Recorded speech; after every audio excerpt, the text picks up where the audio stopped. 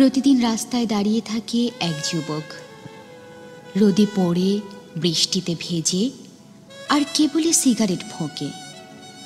আমি কাছে গেলেই বলে, আমার কেউ নেই, কিছু নেই, তুমি আমার হবে। আমি যুবককে বলি, যুবক, তুমি রোদে পড়ো না, বৃষ্টিতে ভিজো না, তোমার অসুখ করবে যে। অত বেশি সিগারেট খেও না, ওতে নিকোটিন থাকে, নিকোটিন শরীরের ক্ষতি করে। আমার কথায় যুবকের কোনো কান নেই। সে আবারও বলে, আমার কেউ কোথাও নেই, তুমি আমার হবে।